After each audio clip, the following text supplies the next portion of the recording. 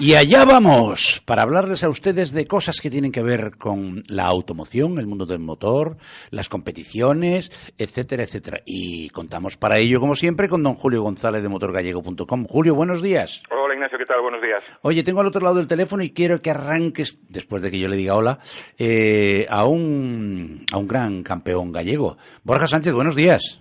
Buenos días, ¿qué tal? Pues aquí a charlar contigo un rato, Julio. Borja, ante todo, enhorabuena por el podio conseguido en Imola. Muchas gracias. Oye, se ha tardado, ¿eh? Sí, más de 26 años en que un piloto gallego esté en un podio en el Mundial de Velocidad. Casi nada. ¿Segundo puesto? Sí, segundo. Lo firmabas antes de salir, ¿no? Sí, la verdad que sí, porque por una penalización salía quinto y por una penalización salía noveno, así que un segundo estaba muy, muy bien. Julio, de todas maneras, conseguir un segundo no es fácil, ¿no? No, para nada, porque ninguno de los pilotos es manco, van todos con el cuchillo entre los dientes y hay que pelearse. Sigue. Borja, el año pasado en Assen logras la pole y este año te cargas literalmente la moto de un accidente brutal que tuviste.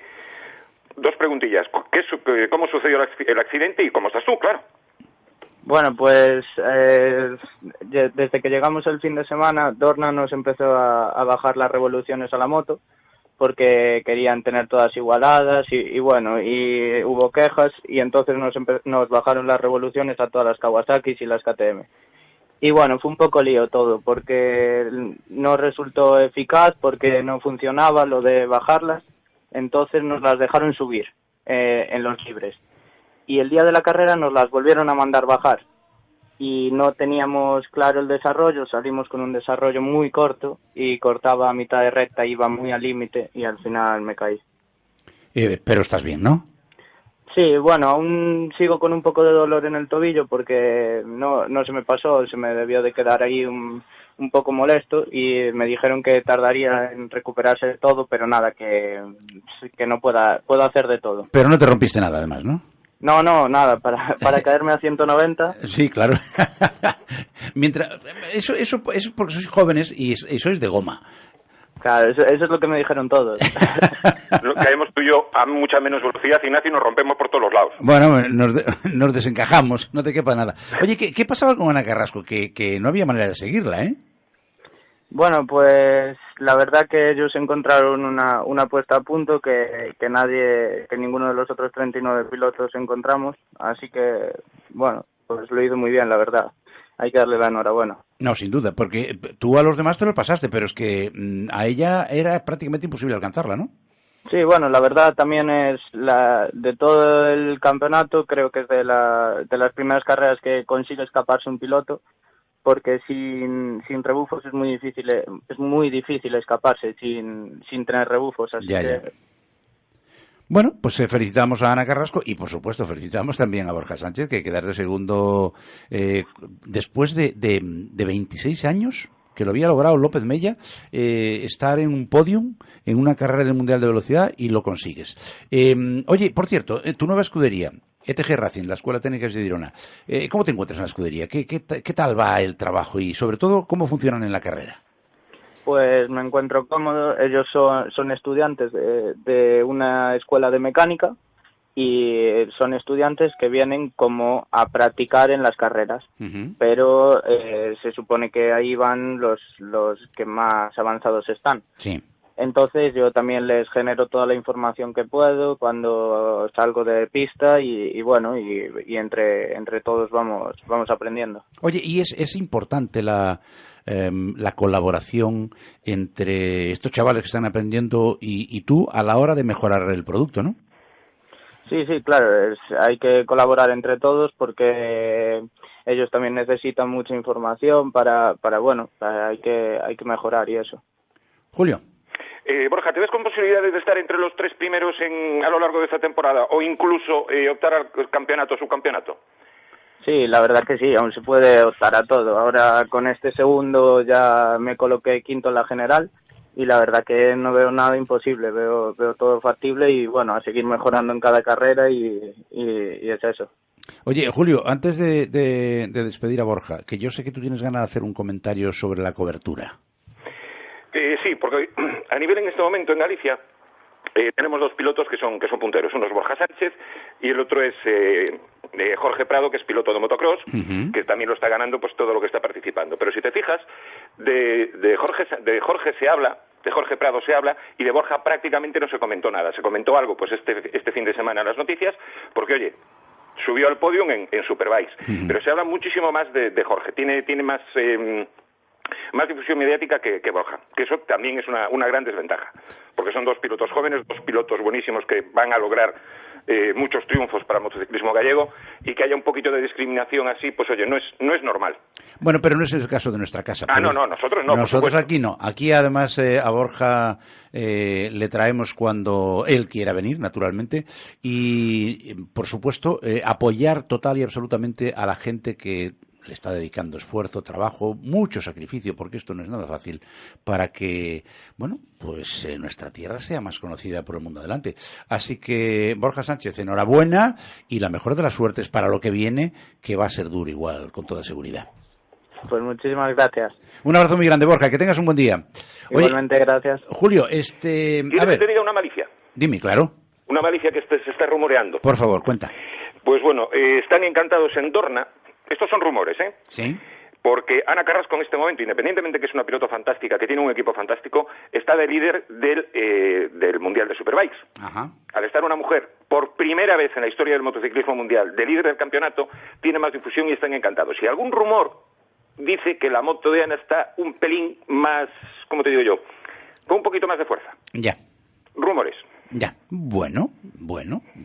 Habrá que comprobarlos. Pero bueno, ya se sabe que el rumor es la antesala de la noticia. Independientemente de eso, Ana es una piloto excepcional, que ya lo demostró cuando hablamos con ella la temporada pasada. Sí. El equipo que tiene es una pasada y, oye, se lo merece estar donde está, eso está claro. Bueno, vamos a lo que ha pasado aquí el fin de semana pasado. Rally Rías Baixas. Una escabechina. ¿Qué pasó? Pues que cayeron como churros. De 150 pilotos acabaron 95. Jesús. Y cayeron los punteros. O sea, 55 cascaron. Sí. ¿Y quiénes cayeron? Pues mira, entre ellos cayó Víctor Senra, Ajá. Alberto Meira, Yago Camaño, que bueno, Yago Camaño después al final pudo reanudar la carrera, pero con 6 minutos de diferencia, y ya no pudo hacer absolutamente nada. Que rompió una llanta, ¿no? Sí, se le rompió una rueda. ¿Y a Senra qué le pasó? Pues a Senra se le quemó el coche, un conato de incendio. Ahí va. Y Alberto Meira entró demasiado pinzado en una curva el sábado por la mañana, que había llovido un poco, la carretera estaba muy deslizante, y se fue fuera. Y después tuve el grave accidente de González Cauceiro, que hubo que parar el tramo, o sea, cortarlo por completo, y hubo que evacuar al copiloto en ambulancia. Ya. Oye, Está bien, pero bueno, fue un accidente muy brutal. Y además parece que en este caso se agarraron bastante cabreo los pilotos, ¿no? ¿Por qué? Están algunos que fuman en pipa. ¿Por qué? Sobre todo los que salían en la parte media hacia atrás, porque hubo mucha neutralización de rallies. O sea, hubo muchos tramos que se neutralizaron, que no valieron no puntuaron para competir, y si salía atrás y el tramo estaba neutralizado, no podías correr, no podías disfrutar. O sea, incluso se habla de que están pensando algunos pilotos reclamar el dinero de la inscripción a la escudería. Después, por parte de la escudería, pues hubo bastantes despistes, o sea, gente en los tramos cruzando por la carretera antes de acabar el tramo, tramos que dieron por concluidos y no estaban concluidos, faltaban pilotos por pasar, los chicos que estaban coordinando los enlaces pues no tenían ni idea de lo que estaban haciendo, y después que dieron muy poquito tiempo entre enlace y enlace, entonces los pilotos llegaban pues justillos y muchos llegaron fuera de tiempo y penalizados. O sea, la organización, como siempre decimos que es perfecta, en este caso pecaron de inocencia. ¿Quién lo había hecho? ¿Quién lo organizaba? Rías Baixas. Ya. Pero bueno, ¿qué le vamos después a hacer? de los años que han pasado desde que se hizo, vamos a darle un margen de confianza, ¿no? O sea, pusieron demasiado énfasis en que le saliera perfecto y se equivocaron. Bueno, como dice el viejo refrán, el mejor escribano echa un borrón. Exactamente. Oye, le dieron demasiada importancia a la seguridad al neutralizar los tramos, neutralizaron muchos y la gente pues se mosqueó bastante. Ya. Oye, Rally Costa Deje. Pues en el Rally Costa Deje tenemos que ganó José Antonio Cohete Suárez, con un Hyundai R5. Lo de cohetes era de coña, ¿no? No, le viene del padre de Cohete Suárez. Ya. Y pues oye, ganó con el R5 y tenemos a nuestro Iván Ares, que hizo segundo y vuelve a estar líder del Nacional. Bien. Con una carrera perfecta. Bien. Javi Pardo, siempre le cambio el apellido a cabo séptimo también, sigue estando arriba en la general, y bueno, perfecto, de maravilla. Por cierto, que en la presentación del Hyundai R5 andabas tú por allí, ¿no? Sí, estábamos con el equipo, estábamos presentando el equipo oficial Hyundai, pero Cohete se incorporó después. Ya. Nosotros cuando hicimos la presentación estaba Sura Pernía y Rogelio, su copiloto, y Iván Ares y José Antonio Pintor. Ya. O sea, en este momento fue un poco lo que ya estábamos comentando. Al faltar los hermanos Burgo, el único que le puede plantar un poco cara a la escudería Hyundai es el R5 de Fuster, nada más. Ya. Oye, qué pena, por cierto, qué pena. Yo sentí bastante vergüenza como español lo que intentaron hacer en el Gran Premio de Fórmula 1 en Montmeló. Me refiero naturalmente a intentar politizar algo que es simplemente una competición deportiva. Pero claro, de estos fanáticos nacionalistas independentistas se puede esperar cualquier cosa, ¿verdad? No, lo que hicieron fue una auténtica vergüenza. Es más, comentarios de Carlos Sainz Jr. y de Fernando Alonso, que estuvieron a punto de dejar el himno de los pilotos. Los pilotos antes de empezar la carrera se juntan todos y suena el himno del país en el que están. Bueno, sí. Pues el Gran Premio de España, que se hizo en Cataluña, sí. Sonó el himno de España prácticamente 10 segundos nada más y metieron el himno catalán, pues oye, a tutiplén todo el tiempo que les dio la gana. Se indignaron, o sea, realmente Alonso y Sainz se indignaron y estuvieron a punto de dejar la parrilla de pilotos. Y no escarmientan, ¿eh? Y no escarmientan. No, es lo que dices tú. El deporte es el deporte. ¿Por qué te tienes que estar metiendo en estas historias y en estas narices? Bueno, pues deja disfrutar del deporte y nada más. Pues porque son así, quieren imponer su criterio en todo aquello que tenga que ver con lo que sale en los medios de comunicación, porque esto no te quepa la menor duda de que es una campaña para tratar de obtener visibilidad en el resto de Europa y el resto del mundo, donde se está transmitiendo en directo un Gran Premio de Fórmula 1. Sí, es una forma de promocionarse. Ya, por cierto, que nada más arrancar, bofetadas por todas partes, ¿eh? Hubo una bofetada espectacular, un trompo de... Yo la vi. ¿La viste? Sí. Un trompo del Haas de Grosjean, que se quedó de frente y le entraron 2 por los lados, o sea, tres coches fuera nada más empezar, y bueno, no pasó absolutamente nada. Bueno, ¿el regate que le hizo Alonso? Bueno, o sea, fue por todos los lados. Sí, los que iban detrás escaparon, no se sabe, 2 no pudieron, pero el resto no se sabe por dónde escaparon, porque con la cantidad de humo al patinar las ruedas que generó, no se veía absolutamente nada, o sea, era jugártela. Te ibas por un lado, te podías pillar un coche, si ibas por el otro, y bueno, la gente se fue por todos los lados y no pasó nada más que solo tres coches fuera. Bueno, los nuestros de todas maneras no hicieron un mal papel, ¿eh? No, estuvieron pues más o menos en la tabla media. Alonso acabó de octavo. Pero había salido de 11º, me parece, ¿no? Había salido de décimo. Décimo, sí. Y Sainz pues se acabó en 7ª posición también. Sí. Y hicieron una carrera perfecta. O sea, los coches todavía les falta esa velocidad punta que necesitan, que no la tienen, y que es lo que les está costando trabajo encontrarla. Ya. Pero no es problema de motores, problema de lo que son las carrocerías. Les falta poquito, se sabe que lo van a conseguir en 1, 2 carreras, 3 a lo sumo, para estar arriba peleándose con la gente de arriba. Carrera perfecta de Mercedes. Y poco más tiene que contar, o sea, fue dar vueltas y no hubo ningún tipo de incidencia más. Y a pesar de que Fernando Alonso iba rezando todo el rato para que lloviera, al final no llovió. Al final no llovió, o sea, estaba preguntando por radio seguido, continuamente, cómo iba el tiempo, porque ahí se hubiese liado un poquito la carrera. Es que él, de hecho, había salido con súper blando. Sí. Y como dice él, o sea, cuando llevas un poquito a río revuelto, garantía de Alonso. Y ahí se mueve él como pez en el agua, nunca mejor dicho. Nunca mejor dicho. Es el mejor piloto en agua en este momento en la parrilla. Oye, vamos a ver, Puente de las Letras Gallegas, que empieza precisamente esta tarde. Parece que hay una campaña de control del cinturón de seguridad para este Puente de las Letras Gallegas. Pero, ¿cómo es posible que a estas alturas de la película todavía haya gente que no se ponga el cinturón de seguridad? Es que no lo entiendo, o sea, yo cuando la DGT lo dijeron en la tele y en todos los lados, campaña de prevención de uso del cinturón de seguridad. Pienso lo mismo que dijiste tú, ¿cómo hay gente que todavía no se pone el cinturón de seguridad nada más entrar en el coche? Es que es tremendo porque, a ver, la última vez que entrevisté aquí, tuvimos el placer de charlar un rato con la delegada de la Dirección General de Tráfico aquí en Galicia, me dio 2 datos escalofriantes. El primero, un 30% de los accidentes de tráfico van sin cinturón de seguridad. O sea, 1 de cada 3. Y la segunda, y no menos importante, el 50% de los que se mueren, si hubieran llevado el cinturón de seguridad, no se hubieran muerto. Es tremendo.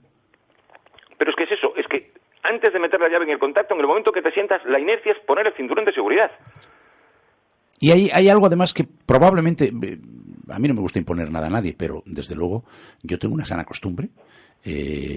Cuando yo voy conduciendo, nadie, absolutamente nadie, no arranco el coche si no están los cinturones de seguridad puestos delante y detrás. Pero no es por la penalización, por la multa.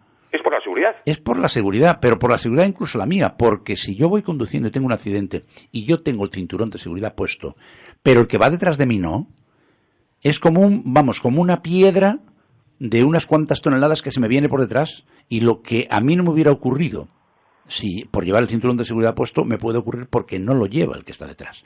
Y esto hay que meterse en la cabeza a la gente. Porque el impacto que te puede dar una persona adulta de atrás adelante que no lleve el cinturón de seguridad es muy grande. Es tremendo. Y seguimos todavía a estas alturas de la película. Probablemente vamos a tener que empezar a ponernos serios, y todos y cada uno de nosotros, a título individual, no permitir nunca que vaya nadie en nuestro coche sin que lleve el cinturón de seguridad, y sino que se vaya andando o en taxi o en autobús. Eso, por supuesto. Y después algo que se podría hacer para eliminar esto, que la gente no lo ponga.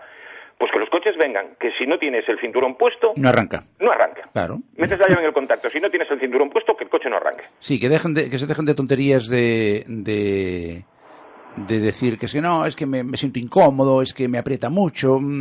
Exactamente. Es decir, no llevas el cinturón de seguridad, el coche no arranca, punto. No, es que tendría que ser así. O sea, porque en un impacto frontal, el cinturón de seguridad te salva la vida. Sí, me está diciendo Couto por la línea interior que siempre va a haber alguno que va a ir a un desguace a buscar el cacharro para enchufarlo para que dé positivo. También tiene razón, siempre estará la picaresca, siempre tendremos la picaresca. Sí, pero la picaresca es minoritaria. Lo importante es que nos concienciemos de que el cinturón de seguridad no es un capricho, es una absoluta necesidad. Y hay otra cosa además, que mucha gente desconoce, pero que a lo mejor es bueno recordar, ya que cuando te rascan el bolsillo, la cosa es importante. Como tengas un accidente de tráfico, el seguro puede no cubrir los gastos que te ocasione si no llevas el cinturón de seguridad puesto. Me refiero a los gastos que te paga el seguro de accidentes. Sí. Con lo cual te va a dar la risa. Pueden no pagar lo tuyo. Naturalmente. Lo otro no le queda más remedio. Pero lo tuyo, vamos, ni de broma. No, está claro. Es decir, sigue siendo una estupidez. Es que, Ignacio, lo ves, como yo lo veo ilógico, es que no lo entiendo. O sea, que la gente vaya sin cinturón de seguridad. En fin, vamos a las cafradas, que tienes un par de ellas, me parece, ¿no? Tenemos dos y una que me acabo de enterar ahora por la mañana. Adelante. Bueno, la primera. Conductor positivo por drogas atropella a un ciclista en Gondomar. No pasó nada. El ciclista está bien, vino la Guardia Civil, le hicieron el test de alcoholemia, no dio positivo, dio sí positivo en drogas, pero eso te lo pregunto yo a ti como médico, Ignacio. Ya hemos comentado aquí alguna vez que, por ejemplo, el efecto de que te detecten la droga puede pasar 3, 4, 5, hasta una semana después de que te la hayas tomado. ¿Puede ser cierto? En algunas drogas sí.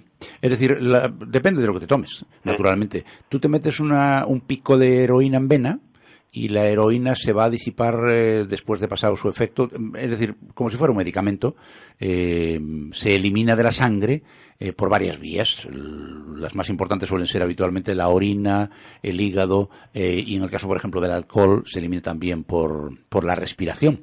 Se elimina a través del aire que expiramos, que echamos fuera. En eso se basa precisamente la prueba del alcohol, que hay una relación directa entre la cantidad de alcohol que va en el aire que expiras y la cantidad de alcohol que llevas en sangre. De hecho, luego se hace la comprobación cuando da positivo, te llevan al hospital y te hacen una analítica. Pero en el caso de las drogas, dependiendo del tipo de droga que tomes, hay algunas que te permanecen en sangre durante muchísimo tiempo, aunque naturalmente a una dosis mucho más baja, incluso los efectos en ese momento pueden haber prácticamente desaparecido, pero el remanente está ahí. Pero en cualquier caso, lo que es absolutamente inadmisible es que hayas tomado algún psicotrópico, que es como se llaman ese tipo de drogas, es decir, que te altera la psique, con lo cual tu tiempo de reflejos disminuye muchísimo, puedes tener alucinaciones dependiendo del tipo de droga que tomes, la realidad que tú percibes no es la real, sino la que tu cerebro se inventa por el efecto de las drogas, con lo cual eres una puñetera bomba andante. Con lo cual, olvidémonos, y ojo porque esta moda de que no des positivo en alcohol porque no bebes, pero des positivo pues en cannabis o en cocaína o en heroína o en algunas cosas peores que se están vendiendo ahora por ahí, ojo, porque las consecuencias a la hora de conducir son peores casi que las del alcohol, con lo cual, cuidadín, que sobre todo la gente joven, porque la gente mayor no suele consumir drogas, nada más que algún estimulante para no dormirse al volante, pues café o lo que tú quieras. Pero estas drogas psicotrópicas, que son las que suelen tomar la gente joven y en algunos casos menos joven, ya maduritas, el trastorno que te producen de percepción de la realidad, bueno, pues te convierte en eso, es como darle a un mono una metralleta. Es una cosa tremenda, Más cafaradas. Siguiente, conductor de taxi triplicado, llevaba peregrinos, lo paran, le hacen soplar y luego triplica la tasa de alcohol. ¿Sí? Conductor profesional, llevando peregrinos en su taxi. ¿Un taxista? Un taxista. Por supuesto, inmovilizaron el vehículo y tuvo que ir otro conductor con carnet profesional a buscarlo. Tengo yo curiosidad por saber, ¿y qué le pasa a un profesional de ese tipo, aparte de la multa, naturalmente, que le pueda caer, o de la penalidad desde el punto de vista legal? ¿Y qué pasa con su licencia? Nada. ¿Cómo que nada? Nada. O sea, ¿no puede haber una suspensión temporal de la licencia siquiera? No. Lo que tiene es una suspensión temporal del carnet de conducir, pero a la licencia no le pasa absolutamente nada. No me lo puedo creer. Puede seguir conduciendo el taxi después de pasado el periodo de, si está 3 meses sin carnet, pasado ese periodo vuelve y se coge el taxi, sin problema ninguno. Que lo comentábamos con el conductor del autobús de la semana pasada, que deberían perder esa licencia. No, por lo menos una suspensión temporal. Exactamente. Mire, usted se tira ahora... Al tener la suspensión de conducir ya no puedes conducir. Ya, pero la suspensión de conducir te la pueden hacer 3 meses. Si te suspenden, luego tú puedes conducir en el sentido de que puedes llevar tu propio vehículo. Pero tú no puedes volver a asumir la responsabilidad de llevar un vehículo con personas dentro, me refiero a un autobús o a un taxi, que es un servicio público, durante un tiempo hasta que seas capaz de demostrar que no has vuelto a volver a mamarte. Es que debería ser así. Es decir, que, a ver, una cosa es que te suspendan el carnet de conducir, que me parece muy bien, pero cuando has terminado la penalización de la suspensión del carnet de conducir temporal, que te durara un poquito más la posibilidad de volver a recuperar tu trabajo, entre otras muchas razones. En tu vehículo personal me parece muy bien. Ya has cumplido la sentencia, Santas Pascuas. Pero es que tú además llevas personas dentro y eres responsable de lo que le ocurra. Y esa penalización a lo mejor habría que replanteársela. Totalmente de acuerdo con lo que acabas de decir. Ay, así ya verías como casi no habría nada. Por lo menos se lo pensarían, caramba. Sí, justo. Por lo menos se lo pensarían. Por cierto, la tercera de ellas. La tercera, esta es la más bruta de todas. A ver. Detienen a un conductor en un control en Mos. Sí. Un conductor normal. 3 veces la tasa de alcoholemia, o sea, 0,76. Uh-huh. Con el carnet de conducir retirado. Sin la ITV del coche. ¡Hala! Y sin seguro en el coche. O sea, no podía cometer más infracciones. Pues le va a salir barata la broma. Sí, de todo. Le va a salir barata la broma. Pero mientras sigamos así, habrá que seguir insistiendo en que eso no se puede disculpar bajo ningún punto de vista. Se debe perseguir con todo el peso de la ley, porque no solo se trata de que puedan hacerse daño ellos, que también, sino que pueden hacer mucho daño a los demás por esa irresponsabilidad de no darse cuenta que un vehículo automóvil en manos inadecuadas y en situaciones no controlables se convierte en un arma. Y si no, vean ustedes lo que ha acontecido en los últimos atentados terroristas, donde, en este caso, no sé si iría drogado o no, pero más de un conductor se ha puesto a arrollar a personas que estaban tranquilamente tomando un café en las Ramblas de Barcelona o en cualquier otro sitio. Sí, pero mira, por ejemplo, con este conductor de Mos... 20 segundos. Si tienes un accidente con él, tienes un golpe, al no llevar seguro... Claro. Ibas a tener problemas para poder arreglar tu coche. Al final lo hacías con el fondo de compensación, pero ibas a tardar muchísimo más tiempo. Se nos acabó el tiempo. Julio González de motorgallego.com. Un abrazo muy grande, buen fin de semana y buen puente de las letras galegas. Igualmente, Ignacio, buenos días.